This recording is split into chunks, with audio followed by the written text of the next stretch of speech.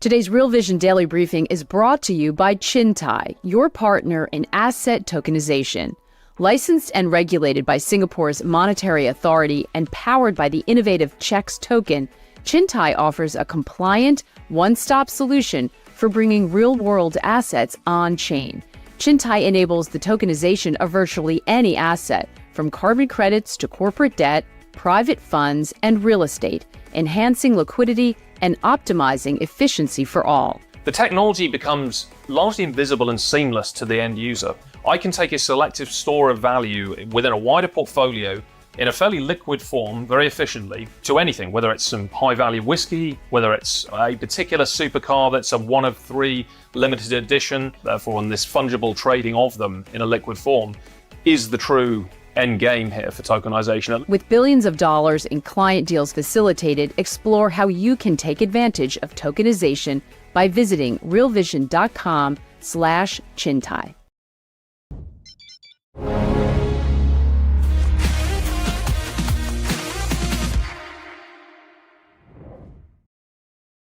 As the Fed lost its way. Welcome to Real Vision Daily Briefing. It's Friday, April 26, 2024. I'm Ash Bennington, joined by my old friend, Jim Bianco, president of Bianco Research. Jim, it's been far too long since we've gotten to do one of these.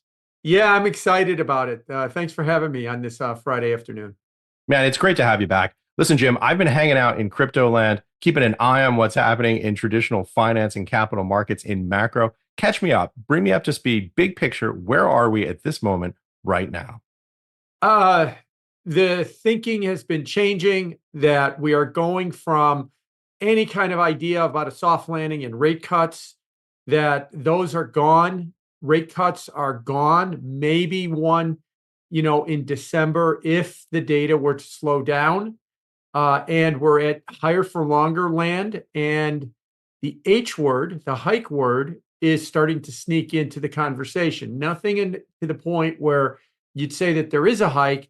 What was curious about today's action was the arguments, the narrative you were hearing was the inflation data was a little bit hotter than expected. That's PCE and core PCE and consumer spending and consumer and personal income and personal spending. A little hotter than expected. Yep. On an annualized but basis. It wasn't hot enough to bring up a hike. So therefore it was bullish. And that's why I was like, wait a minute, now we're going to the H word here. And so that might be the narrative as we go forward from here. Is the data actually crossing that Rubicon that we actually might be talking about hikes? We're not there yet, but it's starting to creep into the conversation. Yeah, by the way, we should also mention disappointing GDP print coming out earlier this week.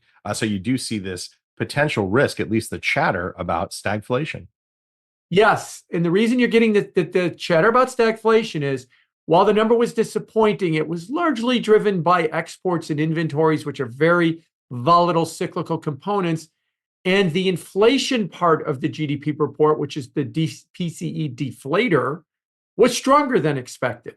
So higher inflation, weaker data, or weaker real growth. And that was where the S word, we got all these single letter words coming here, stagflation started to kind of creep into the discussion. Hey, talking of which, we've been mentioning this chatter. I want to point to some of our old friends here on the network, Tom Thornton, Kevin Muir, and Urian Timmer. Let's just take a look at this clip to give a little bit of context and a little bit of setup for what some other folks are thinking and saying about the Fed. And the Fed's going to be in a bind. They want to cut. We know that. We know they want to cut rates. Unfortunately, they don't have the data that can justify cutting rates. And need and want are two different things.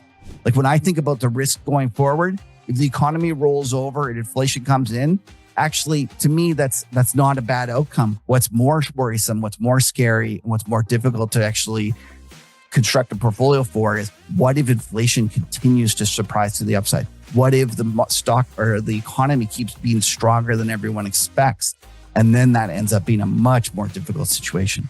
Your question hits the nail on the head because bond yields are the epicenter for the markets. And that's something that, started to happen in 2022, of course, when we had the big rate reset, when the Fed, went off to zero bound, inflation was a clear present danger. And the Fed raised, 525 basis points. Bond yields rose, dramatically. And so, to me, rising yields are the thing that are most likely to give the stock market a wobble here.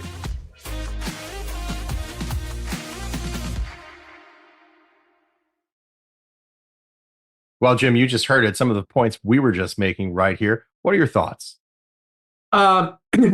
Markets are really starting to come around to this idea that the economy is stronger. There's going to be no rate hike. But I would caution that in the bond market, we're probably in the seventh or eighth inning of this move higher in yields. It started way back at 3.8% in late December. And now we're at 4.7%, or roughly at 4.7%. If the Fed's not going to hike rates, and that's really not on the table, there's a limit to how high rates can go. And that's why I've longly been arguing 5 to 5.5, 4.7. I'd be kind of, in fact, I do manage an index that we have an ETF on, WTBN, and we are moving to neutral because we're getting close enough to that target.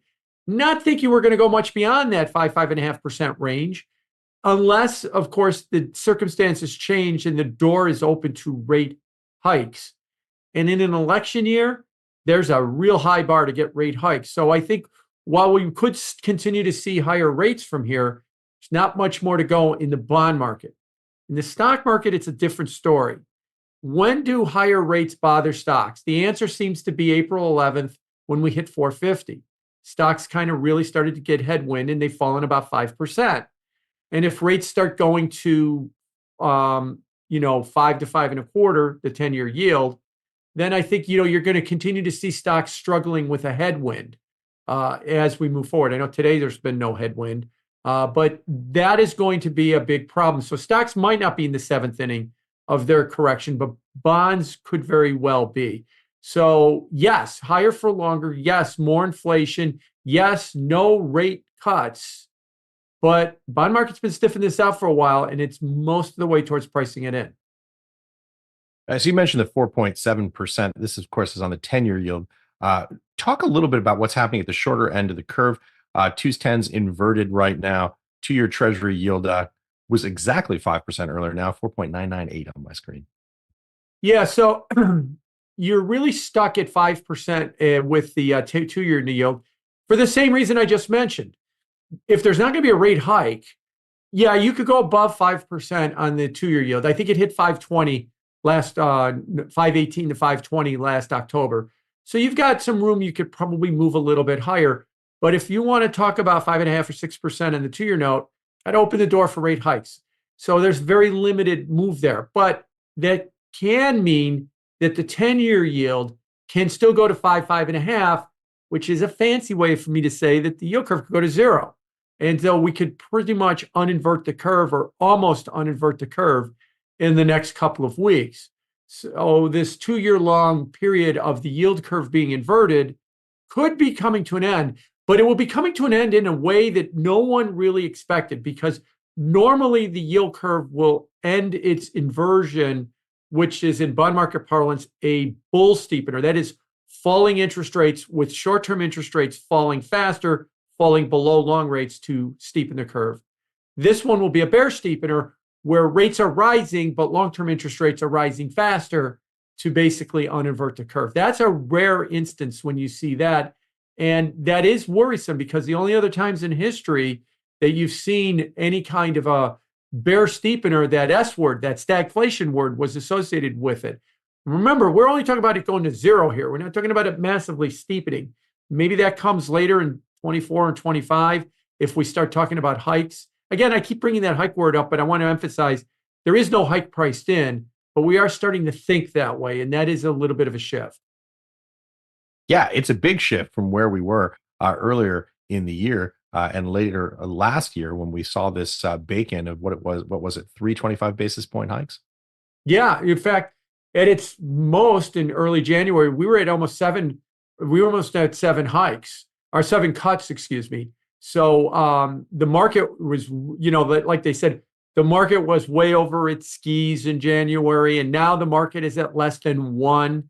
So we'll have to see when the Fed meets in June, or maybe even next week. Next week is, by the way, next week is a monster week for the bond market because we start the week with the quarterly refunding announcement. And everybody remembers in November when Janet Yellen changed the mix and said, I'll issue more bills and I'll issue less notes. It sparked a gigantic rally. I think she played that card already. Everybody knows that. They're looking for it. So it's going to be hard to play that card a second time on Monday. Wednesday is the Fed meeting. Now, we don't expect anything out of the Fed meeting, but then 30 minutes later is the press conference, and maybe Powell drops some hints at the press conference. And Friday's the payroll report. 250,000 is expected. It's 303,000 the month before. So the payrolls are expected to come down from the previous month. The last couple of months, payroll report's been beating again. It's been higher than expected. And that's why we've got, no rate cuts talking about in this market because the economy's been so strong. So Monday, Wednesday, Friday are going to be big data points for the bond market next week. Jim, let's zoom the camera out a little bit. For folks who don't spend a lot of time focusing on the bond market, it may be easy to lose sight of just how big a swing this is. You mentioned, I guess, 7 rate cuts being baked in, 175 basis points. Now we're talking about hikes. These are huge, huge swings in what was happening in the Fed funds future markets in a relatively short period of time. Talk a little bit about what caused that unprecedented move. Yeah, I think what caused the unprecedented move is very simple. Everybody got their forecast wrong. They started the beginning of the year until, late last year with this idea that the economy was going to slow into a soft landing and it was going to slow maybe into a recession. There was some recession talk. And then as January, February, March came, we started to realize how offsides that forecast was. There was no soft landing. There was no recession. There was strong growth. That's good, right? But with that strong growth came stickier inflation. We started the year talking about this concept of a last mile. That last mile was going to be inflation going from 3% to 2%. It went from 9 to 3, and then the last mile was going to be inflation going from 3 to 2. Well, looks like what we've done this year is we've taken inflation from 3 at the beginning of the year to 3.5, and it might actually go over 4 before the end of the year. So that last mile is now looking like a half marathon. And this is why we've seen such a big shift in the bond market this year as rates have been moving higher and as these rate cuts have been coming out. The stock market has been a little bit slow to pick up on this. It's only been since 450 about a couple of weeks ago on the 10-year note. Why? Because in the stock land, the last time I was on with Maggie, I made fun of it, right? The stock guys would say, but Jay said he's going to cut rates. So you can save a lot of money by canceling your Bloomberg. You don't need to look at anything else. Jay said he's going to cut rates. So therefore there will be rate cuts. And only in the last couple of weeks have they started to realize, well, he may have said it, but it all of a sudden doesn't look like he's actually going to do it. And that's why, like I said, maybe the bond market's further on in this adjustment process with the stronger data in the 7th inning or something like that. But the stock market only started about 3 weeks ago, so it might only be in the 3rd or 4th inning of this adjustment. You can't cancel your Bloomberg, man. Mayor Mike locks you in for 24 months. That's why he's the richest man in New York City. Yeah. Oh, really? I could get 24 months. I think I'm on a lifetime deal. Then my estate's going to be paying for this thing after I'm long and gone. By the way, Jim, I should take a victory lap on this because you were early to this call. I believe you were the first person I heard the phrase "no landing" from. Yeah, no landing. Remember, that's just stick with the airplane metaphor of hard landing and soft landing. And no landing just means that if the economy's potential is what economists think the economy will do if it's not being stimulated or restrained, and most of them think it's about 2.5%. I've argued, no landing is it just keeps going at least 2.5%. And largely for the last 7 quarters, that's what it did. Now it dipped down a little bit below that in the first quarter, but we'll have to see because, like I said earlier, that was a lot of inventory and exports, and that stuff can swing big in the next quarter and, just push it right back up. And prior to that, we had 6 quarters in a row of at least 2.5%. So that's what the no landing is. And that's what I always thought. I just thought that the economy was not showing any signs of slowing. And now that is largely a consensus view. Hey, let's talk a little bit about inflation. I was talking about this with Tom Thornton yesterday. While we were talking, I jumped on the Fed database and baselined inflation from April of 2020 to the last month, which is March of 2024. 121% is where it came back, meaning 21% or 21.9. So 22% increase in prices. This idea that we've come down from 9% to 3%, this last mile idea. Let's talk about how pernicious this is. I had an uncle who used to like to jump out of airplanes. He was really into skydiving. And the joke in the skydiving community is it's not the first 10,000 foot free fall, it's the last 6 inches that kill you. Are we in that sort of period there where this sustained inflation just sticks around and just devastates? It's just so pernicious. We already might be there because you're right that the inflation rate since 2020, since the recovery began, is up something along the lines of about 21%. But wages are up around, depending on how you measure it, 16 to 18%. So wages have not kept pace with inflation. So, what you can buy, you're losing ground on. Now, let me throw out one other statistic at you. The BLS does do an inflation report based on income levels. And if you're in the lower income levels, meaning that something like 75% of your paycheck goes to housing, transportation, and food, and in that case, food is grocery store, your inflation rates may be 1% higher than in the upper income levels, where less than 50% of your paycheck goes to housing, transportation, food. And in that case, food's largely restaurants. So those people have been really falling behind. Now, in the last few months, they've been maybe getting some relief that wages have been growing a little bit faster than inflation, but that is not offsetting the first 3.5 years, which is why there's a lot of anger in the polling data and everything else. When you ask people, what is the most important issue? What are the two most important issues in the economy?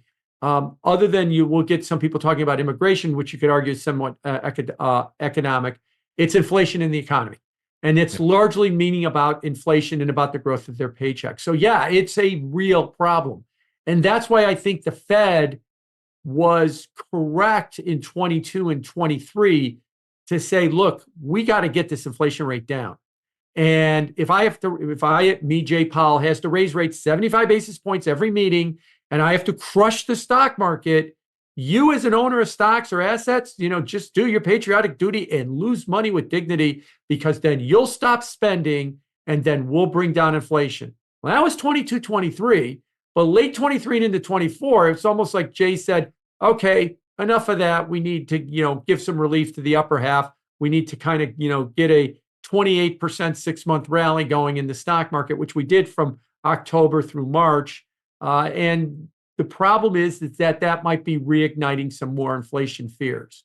So yeah, the inflation problem is still with us, and it is going in the wrong direction. As I said, it started at 3, the year-over-year CPI. It's probably at 3.5 now, and credibly can make the case we're going to see a 4 handle before the end of the year. Yeah, losing money with dignity is one of the toughest things to do. Right. By the way, I mean, just to point out the obvious here, when you talk about how wage growth has not kept pace with inflation, those wage numbers that you state, they're not evenly distributed, right? So if you're in a job, you're not moving positions, very rare to have your employer come to you, tap you on the shoulder, and say, "Hey, listen, I've been looking at CPI. You're not really doing great here. I want to hike you like 20% on your pay." No, you won't get any of that at all. You're right that, in fact, in the Atlanta Fed wage numbers, they do break it down between what they call job switchers and job stayers.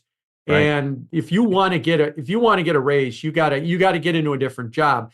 Job switchers also includes promotions.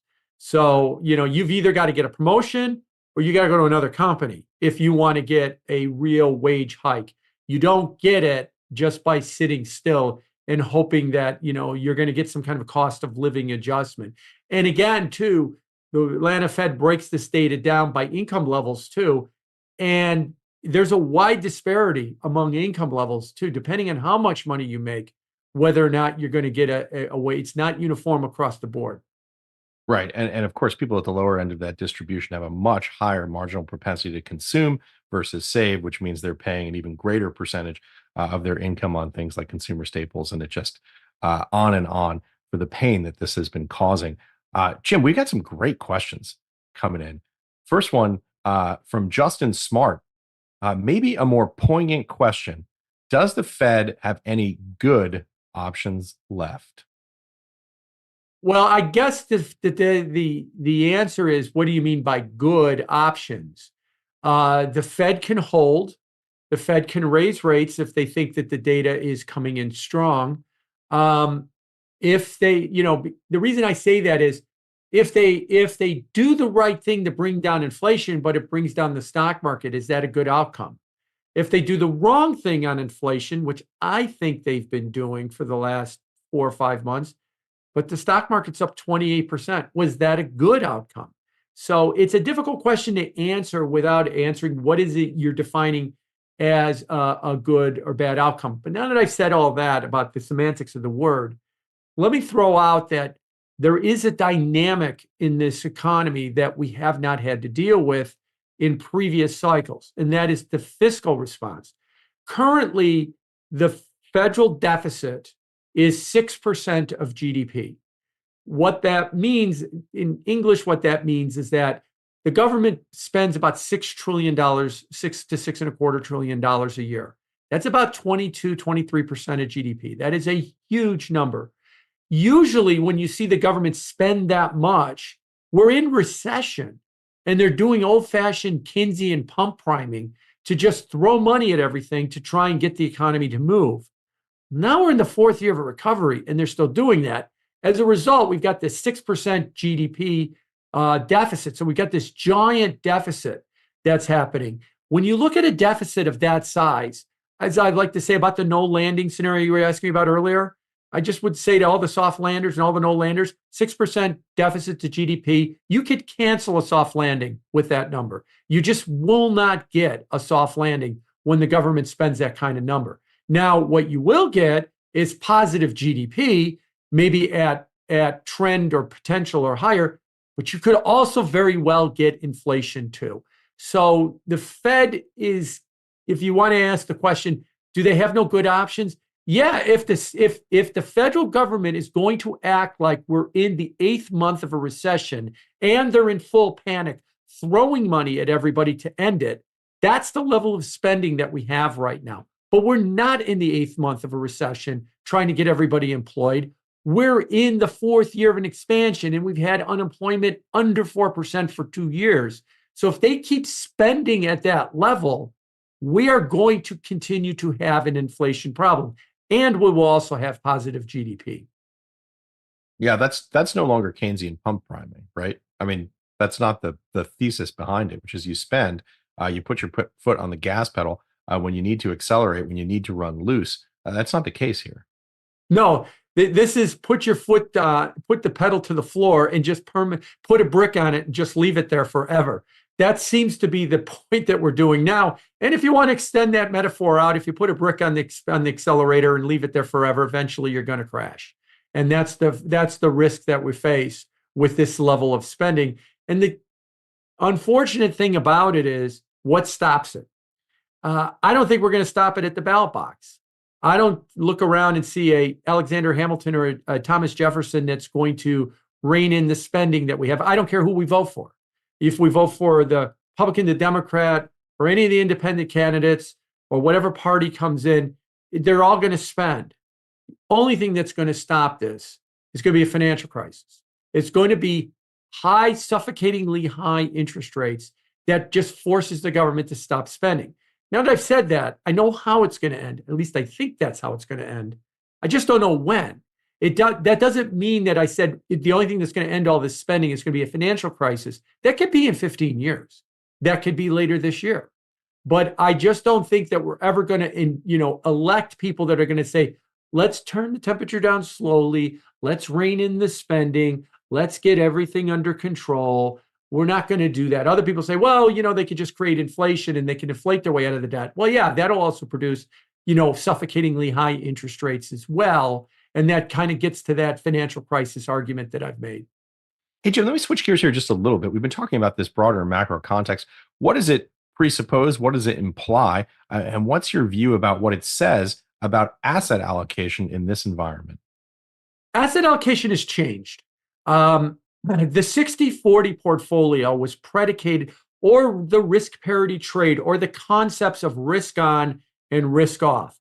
They were all predicated on this idea that stock and bond prices were inversely correlated. One would go up, the other would go down. Stocks would go up, bonds would go down, and price up in yield. Then when stocks sold off, you'd have a risk off trade and bonds would rally. And so they would cushion you on the downtrend. The entire wealth management community was built on this. Risk parity was built on this. The terms risk on and risk off came on this. That, I would argue, ended a couple of years ago. Now stock and bond prices move up and down together. They did that from the 60s to the 90s. They're doing it again. Why did it switch? Because of inflation. When you have inflation, they move up and down together. When you don't have inflation, like we had from 2000 to 2020, they move inversely. Does that mean that bonds have no place? No, they do have a place.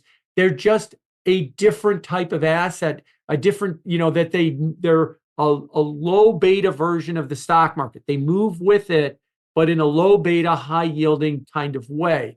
That is a different type of management for the bond market, is what that winds up being. It's no longer the 60/40 type of argument. People then ask, well, where's the uncorrelated asset that I could buy so that when things go down, it goes up? It ain't crypto. It ain't gold. It ain't bonds. It ain't commodities. There isn't one. When you get into a fear of inflation, like we are now, everything's correlated.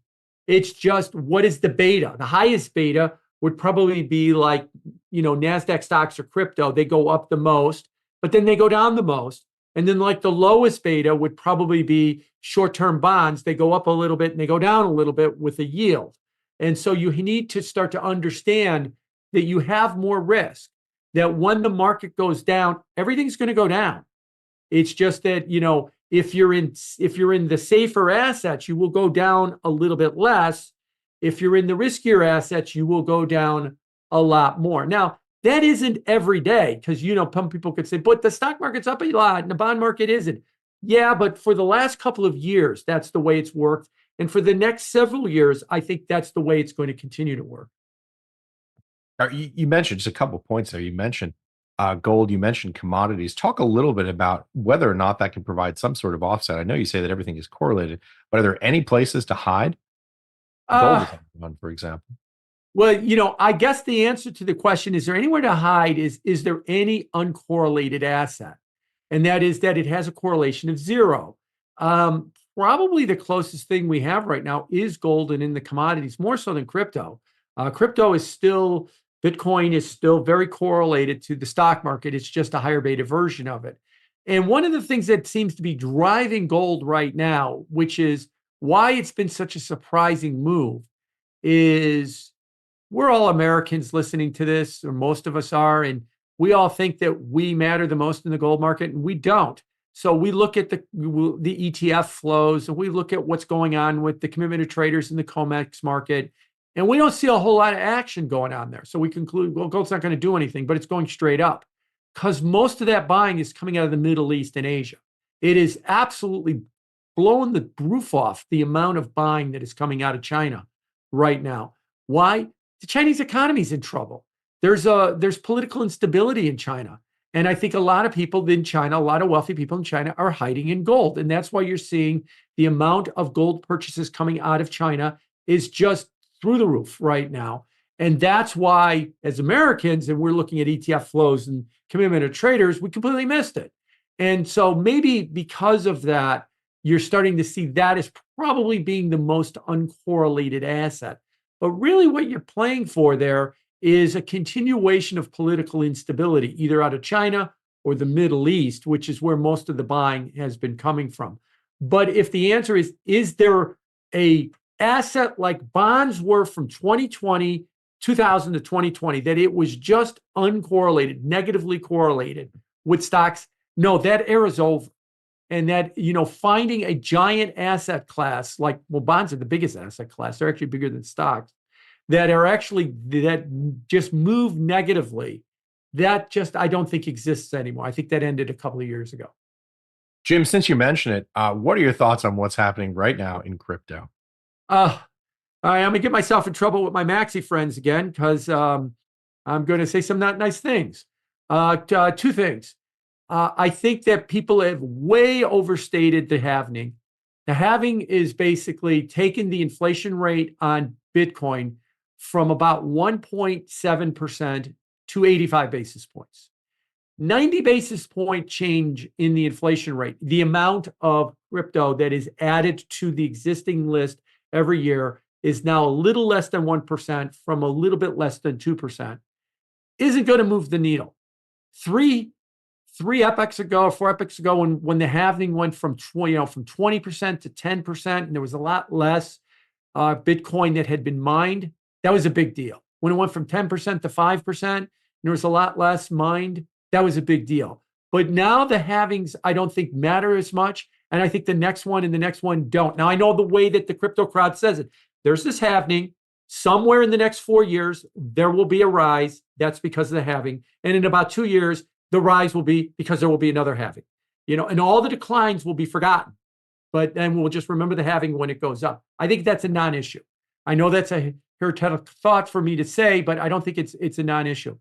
On this spot, Jim, Bitcoin I'll take devil's advocate here and say Okay. I think what the Bitcoiners would say is that what halvening represents is a decline in the rate of expansion. So that eventually goes to zero, and the hard cap, 21 million Bitcoin, remains the hard cap of 21 million Bitcoin. And what gives them the sense of stability and security, in their view, is the fact that the monetary policy is defined, which is more than what we can say for global central banks. That's Sure. the case. Sure. And you're absolutely right. And that has been known since 2009. And it has been completely in the price since 2009. And if you're talking about monetary policy of a crypto that is a low inflation rate, then after EIP 1559, you should be buying ETH, because it's had, and especially after the merge, it has had a negative inflation rate for almost 2 years now. And so it has got a much lower inflation rate. Now, theoretically, there's an unlimited number of ETH that you could create, so it doesn't have a cap at the top, but it has a negative inflation rate between EIP 1559 and the merge. The point is, all this stuff is known. This is not something new. Markets move on news that was not expected. Expected news is usually in the price. And when you get to these small changes in the inflation rate, they just don't matter as much as the earlier versions used to matter. The other Jim, thing I want to, yep. I'm just so chuffed to hear you say EIP 1559. Why is that? It's The fun. It's Ethereum fun. improvement proposal, number 1559. Yes. It's fun to hear you talk about Ethereum. Yeah, I know, because now the maxis have all of their conspiracy theories that I'm actually an ETH maxi trying to crap on Bitcoin or something like that. Actually, I own Bitcoin, I own ETH, I am a crypto enthusiast, and have been a crypto owner now for about 7 years. Let me bring up another issue. The spot Bitcoin ETFs. When you get crypto people talking about ETFs, it's almost axiomatic they get the story wrong. They got the story wrong about that Tim Buckley was being fired from Vanguard because he didn't have a Bitcoin ETF. They're getting the story wrong about the buying of the Bitcoin ETFs. Who's buying it? Oh, the boomers are buying it through the wealth managers. Well, the wealth managers have to file 13Fs. Now they've been filing them, and they have till May 15th to continue to file them. So they're not all in. But what we're seeing is virtually none of the Bitcoin ETFs have been bought by wealth managers, maybe 0.5%. Put that in perspective. The GLD, which is $50 billion, and the 10 spot Bitcoin ETFs are around $50 billion. 25-30% of GLD is being bought by wealth managers. HYG, which is the high yield ETF, I'm picking these because these are not stock ETFs, about 70% of that is being bought by wealth managers. LQD, which is the investment grade bond ETF, something around 40 to 50%. It's being built by wealth managers. So 70 in high yield, 50% in investment grade, 30% in gold, 0.5% in crypto. The other 99.5% is being bought by individual investors. And what my fear has been, and what I've been trying to articulate about this, that has got to the chagrin of the crypto community, is you've got a bunch of paper-handed small retail investors that are here for number go up. And when number doesn't go up, they start getting very nervous. And what we've seen for the last 7 weeks is the flows have stopped. And this week, we finally started to see the end of the streak of inflows into the Bitcoin ETFs. The IBIT, the BlackRock ETF has had 0 inflows for the last 2 days. Fidelity, the second biggest one, had an outflow yesterday. The first one yet. I think Galaxy and Bitwise also had outflows. I know 2 others did. I might have those names wrong, but the rest of them had no inflows, essentially. So if the price, and I've been calculating this statistic, and I've put it on Twitter a couple of times, that I calculate like the average price that it's been bought every day. The average purchase price of all these Bitcoin ETFs since January 11th, when it started trading, it's around $59,000. We're at around $63,000. So the average spot ETF has about a $4,000 profit. Now we go under 60 grand, go on 59, 58,000, something like that. Then all of a sudden, that $50 billion that is sitting in those ETFs becomes overhead supply. And that becomes the firepower to sell and sell and sell, because it's not long viewed wealth managers on the behalf of boomers that are taking a multi-year view. It's paper handed degens that want to buy a Lambo next month. And when they start seeing the price go down and they start seeing their dreams of Lambos going away, they're going to sell. And when they get below their cost, that's the way that a lot of these ETFs trade. Everybody loves them until you get to their cost level, and then they get really antsy and start selling. You could wind up having all of this Bitcoin ETF inflows being the biggest single problem. Now that I've said that, let me repeat. 59,000 is roughly, I'll put these charts out over the weekend on my Twitter feed. 59,000 is roughly the break even for where everybody's bought. We're at 63 right now. So you've got a $4,000 cushion, about 8 or 10%. If that disappears, then we've got a real problem on our hands. The mistake everybody made is it is wealthy boomers on the golf course at the Greenwich Country Club calling their wealth manager saying, put 5% of my net worth in Bitcoin. And what we're finding is maybe 20 or 30 of them did that out of about 300 million people. And it is really not that is really not what's been happening. Paper-handed degens will get the comments going. Jim, I love talking about macro with you. I love talking about stocks and bonds. I love talking about crypto. By the way, I should say you've joined us before on Real Vision Pro Crypto. Yesterday, we launched Real Vision Crypto.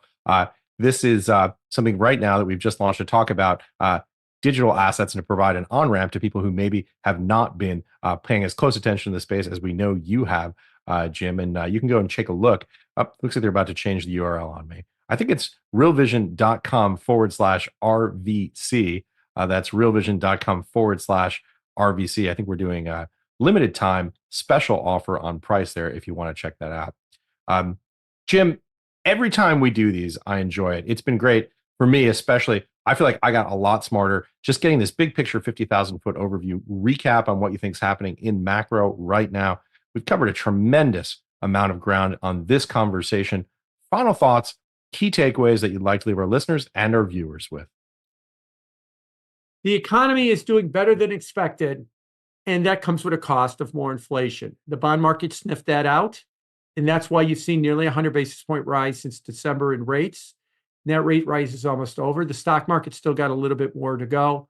And I don't think rates are going to go much beyond 5 to 5.5. We're 470 now. We were at 380 4 months ago. So that gives you an idea of how far we've come.